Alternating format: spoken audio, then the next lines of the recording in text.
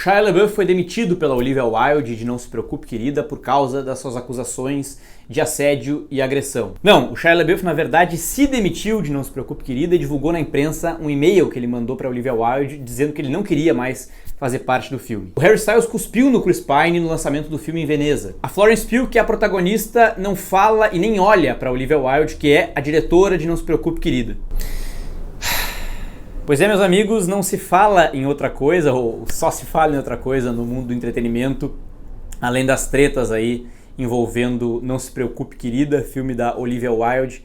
É uma treta atrás da outra que tá ganhando os noticiários aí de fofoca, mas eu tô aqui para dizer que nenhuma delas, por maiores que elas sejam, nenhuma dessas fofocas vai conseguir camuflar, mascarar a verdadeira bagunça que é esse filme. Eu vou então hoje falar sobre Não Se Preocupe Querida, primeiro sem spoilers e depois inevitavelmente entrando em alguns detalhes da trama. Eu aviso quando chegar a hora, mas vamos lá. Antes de seguir, 2 cliques do seu tempo para se inscrever aqui no canal, ativar as notificações. A gente está chegando aos 1000 inscritos, essa marca aqui é super importante, é singela, mas que eu acho que representa muito aqui para esse trabalho que a gente está fazendo, falando de filmes e séries no YouTube. Também me sigam nas minhas redes sociais que estão passando aí na tela. Vamos falar sobre Não Se Preocupe Querida. Pois é, pensem assim, uma junção, uma mistura de Ruptura com Midsommar e com alguns episódios ali de Black Mirror. Só que ruim. Esse detalhe é bem importante, só que ruim. Isso é mais ou menos o que a gente pode resumir o Não Se Preocupe Querida. Vamos tentar entrar mais ou menos na trama desse filme, que está estreando essa semana. A gente acompanha a Alice, que é vivida pela Florence Pugh, uma mulher que é uma dona de casa, mas não só uma dona de casa em condições atuais. Ela é uma dona de casa na década de 50 nos Estados Unidos, naquele estereótipo ali do que eram as famílias de classe média alta dessa geração, cuja única função da mulher que era dona de casa era lavar e limpar a casa, cozinhar, durante o dia beber e fofocar com as amigas, e de noite receber o marido e fornecer sexo para ele, prazer para ele que ficou trabalhando ao longo do dia todo para sustentar aquele lar. Essa é mais ou menos o universo que a Alice está inserida. Essa é a rotina dela, mas vale ressaltar aqui que ela é aparentemente super feliz com isso. Essa é uma vida prazerosa para ela, a de limpar, cozinhar, fofocar, transar. Limpar, cozinhar, fofocar, transar. Basicamente é isso que ela faz, assim como todas as vizinhas delas, e aí entra o diferencial do filme, elas estão inseridas numa espécie de comunidade experimental dos Estados Unidos. Todas são vizinhas, todas moram na mesma rua sem saída e todas são casadas com homens que trabalham para essa mesma empresa, para esse mesmo projeto chamado Projeto Vitória. E cujos detalhes a gente não sabe nada e nem elas sabem exatamente o que eles fazem, elas não perguntam, fazendo até um exagero do que era um pouco assim esse estereótipo dessa época, cuja função do homem era trabalhar e prover e das mulheres era cuidar da casa e não perguntar sobre o trabalho. A Alice, ela é feliz, como eu disse, casada com o Jack, que é vivido pavorosamente pelo Harry Styles. Esse papel seria do Shia LaBeouf, que por mais louco que seja, é um excelente ator. O Harry Styles definitivamente não é a dele. E aí, ela é casada com ele, até que ela começa a suspeitar de atividades estranhas que podem estar acontecendo ali naquela comunidade, ligadas à empresa na qual o marido trabalha, que é chefiada pelo um bilionário que a gente sabe muito pouco, chamado Frank, que é justamente vivido pelo Chris Pine. Essa é basicamente a trama do filme, tá? A gente começa a entender de fato que tem algo errado, ela começa a sacar que tem algo errado naquela comunidade porque ela começa a ter umas espécies de alucinações. Essa comunidade tem várias regras, elas não podem ultrapassar determinado lugar, não podem sair dali, tem que ficar confinadas naquele mesmo ambiente. E ela começa a ver coisas fora dali, começa a querer suspeitar e começa a querer ir atrás, coisas que uma vizinha dela, cujo marido obviamente também trabalhava para essa empresa, também estava vendo e taxaram a mulher de louca e alucinada, histérica, encheram ela de remédio e tal, até que essa mulher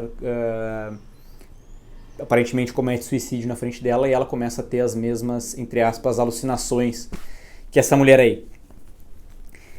Essa é a trama, basicamente. Aí a gente vai acompanhar a Alice indo atrás do que de fato está por trás da empresa do marido. Obviamente o marido dizendo que ela tá louca, tentando, né, dizer que ela tá atrapalhando, que ela tá alucinando, as próprias amigas não acreditando nela, ela inevitavelmente indo confrontar esse grande executivo aí, dono da empresa.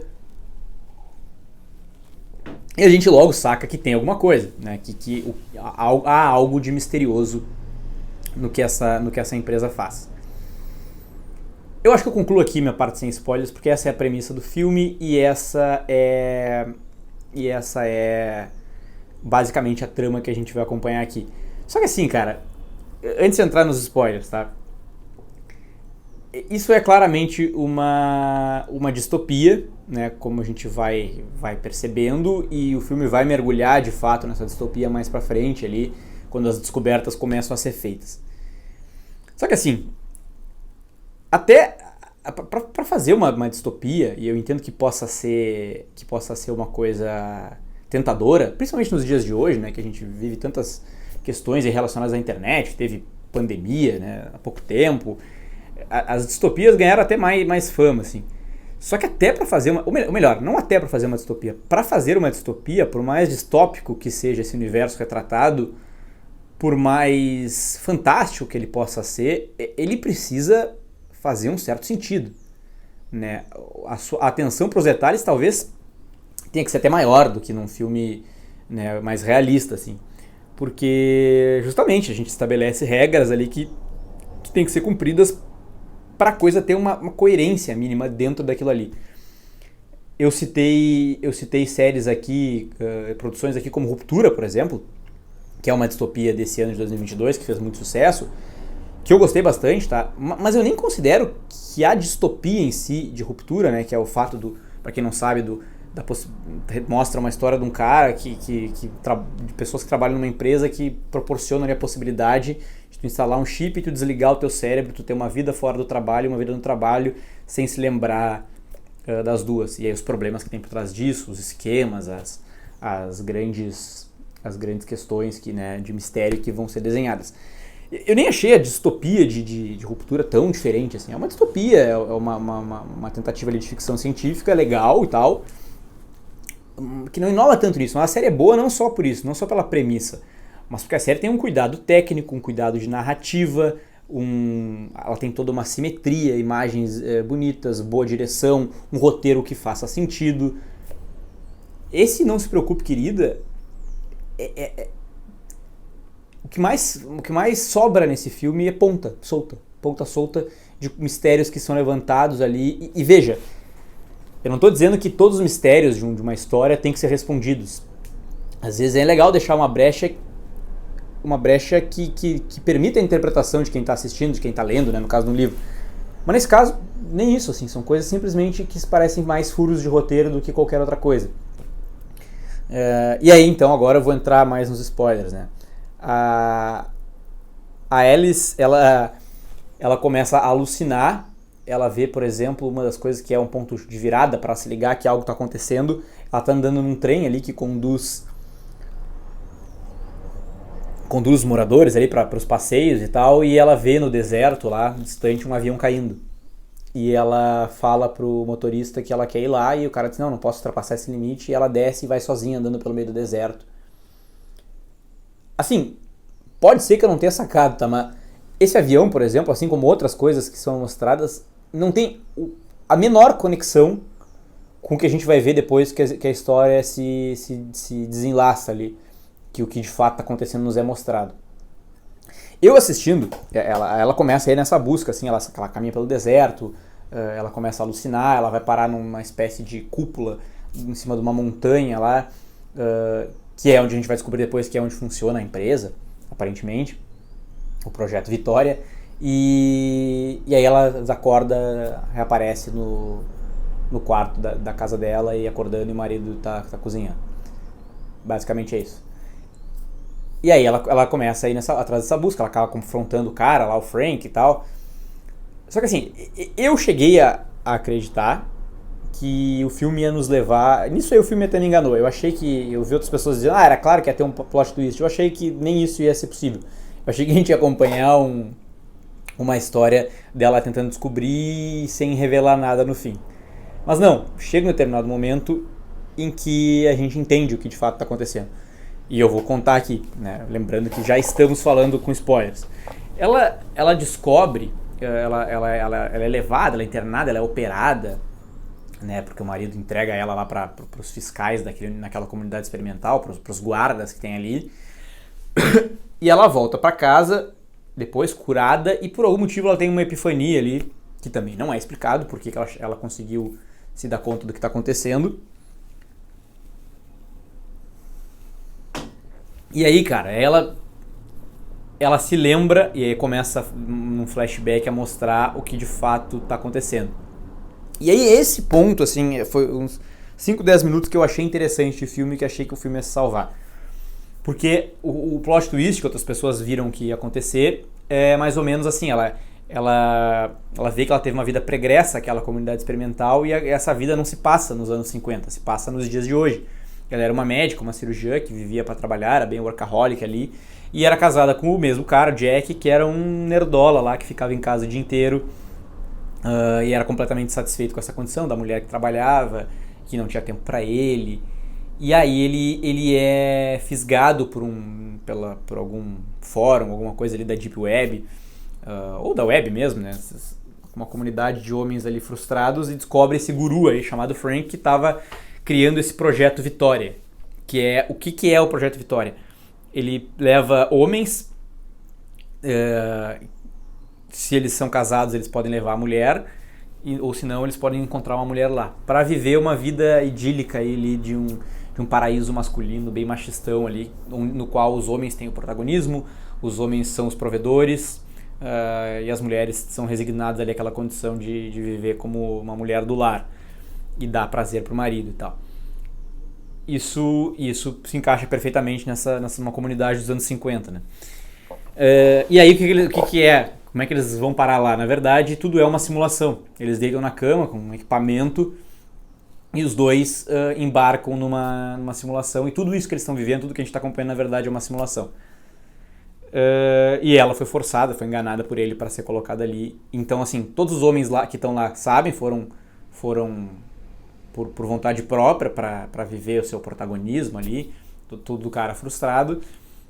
E todas as mulheres, a maioria delas pelo menos foi enganada a estar ali naquela condição ali. Todas estão na simulação forçada. E aí, assim, o que mais incomoda é a oportunidade que esse filme perde. Porque a grande discussão talvez seria do mundo ideal, do machista. O machista com as ferramentas tecnológicas no futuro não tão distante, podendo criar esse mundo e escravizar suas próprias mulheres e as outras mulheres e tal. Putz, é uma premissa bem legal, sabe, de ser explorada, assim, bem legal. Só que primeiro que demora pra entrar nisso aí, demora muito pra entrar nessa questão. E segundo que não explora como deveria, e terceiro, é feito cheio de furo, um furo atrás do outro. Como eu falei, isso começa a acontecer, o filme já tem, sei lá, no mínimo 1h30, eu acho, que isso começa, que a gente se dá conta, e aí parece que não sobra tempo também pra explorar isso. Porque aí ela se dá conta, ela briga com o marido, ela acaba matando o marido, né, numa briga. O marido, quando ele morre também no mundo real. Ele morre na simulação e morre no mundo real. Por quê? Ainda não sabe. Ela sai fugindo, aí os guardas daquele lugar todo se dão conta que ela percebeu, saem correndo atrás dela e para tentar impedi-la, porque ela instintivamente ela sabe que ela tem que fugir até aquela cúpula onde ela foi parar, que é onde o projeto Vitória funciona, e ela chegando lá ela vai conseguir escapar dessa simulação. Por quê? Não sabemos. De onde surgem esses guardas, não sabemos. Aí tem a cena que é a mais sensacional de todas, né? Que tinha que ter do bom filme americano, que é a perseguição de carro, né? Dos carros antigos, ela fugindo pelo deserto, os caras fugindo atrás dela, correndo atrás dela, e ela tentando chegar nesse lugar. E aí quando ela chega nesse lugar, ela se abraça na cúpula, e aí o filme acaba, mas ela respira, a gente dá a entender que ela acordou da simulação. Como? Não sabe. Por que tocando ali? Não se sabe. O que era aquela porra daquele avião que caiu? Não se faz a menor ideia. De onde surgem os guardas? Não se faz a menor ideia. O Frank, que era o grande bandido da história, ele é morto pela mulher no fim. Também não explica por quê. Ela diz, agora é a minha vez, Frank. E mata ele com uma facada. É a vez do quê? Quem é essa pessoa? Ela sabia da simulação? Ela não sabia? Não é dito nada, sabe? E aí, ela não faz nada com essa informação também, né? De agora é minha vez, nada é feito. E a Florence Pugh, simplesmente, a Alice consegue, a gente entende que ela consegue fugir. Só que assim, por que... Lembra que eu falei no início que pra fazer até fazer uma coisa viajada tem que fazer um certo sentido, tem que estabelecer algumas regras. Por que essa simulação, se a simulação era do Frank, por que ele não consegue controlar o que está acontecendo, impedir ela de fugir e manter ela escravizada naquele lugar para sempre? Sabe, nada disso é respondido. Por isso que eu acho que eu tinha esse pensamento e agora tenho meio que a certeza de que essas notícias todas que estão surgindo é um pouco para camuflar o desastre que é Não Se Preocupe, Querida. E eu até não tô achando as críticas tão negativas, assim, o que eu vi. Tem uma galera que gostou e tal, porque aparentemente as pessoas, quando veem uma distopia que traz um tema minimamente relevante, se apaixonam, assim, e é tudo que elas precisam para assistir. Mas estão aqui, né, no canal, a gente não se impressiona com qualquer coisa. Pontos altos desse filme, para não dizer que não falei das flores, né? A história, a distopia que é proposta, a ideia é legal. É legal. Ela pode ser que prenda, assim, em alguns momentos. Só que, como eu falei, na minha opinião, é mais um desperdício do que uma boa ideia. Mas a ideia pode ser que prenda algumas pessoas. E a Florence Pugh, né, que fala, ela é uma grande atriz. Ela é, né, já em Midsommar ali, acho que ela conquistou a possibilidade de fazer qualquer papel que ela quiser dali pra frente. E nesse filme, apesar de todos os problemas de roteiro e tal, ela tá muito bem. Ela é de longe, assim, ela destoa do resto. Principalmente, né, do Harry Styles, que francamente é difícil de aturar. Então é isso que eu tinha pra dizer sobre Não Se Preocupe, Querida. Gostaram dessa análise aqui mais rápida, mais tudo na ponta, tudo na memória mesmo. Foi assim no último vídeo, mas lembrando, né, eu também faço vídeos mais detalhados aqui no canal, mais aprofundados, analisando cenas, desenvolvimento de personagens. No final do vídeo estará passando na tela aqui 2 vídeos assim, para quem chegou novo aqui no canal, tiver interesse, né, e quiser assistir, e de não me ver também só falando mal das coisas, eu falo mais bem do que mal aqui no Troca Letras. Mas é mais ou menos isso que eu tinha para dizer sobre Não Se Preocupe, Querida. Eu acho que é uma oportunidade desperdiçada e uma bagunça, assim, em termos de roteiro e de direção também.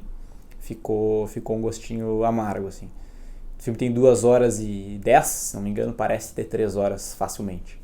Mas me digam aí, estreia, se não me engano, agora dia 22, logo que esse vídeo for pro ar. Me digam o que vocês estão esperando, o que vocês acharam. Foram enganados aí pela distopia, pela temática importante? Qual é que foi a impressão de vocês? Tá bem? Até o próximo vídeo. Tchau!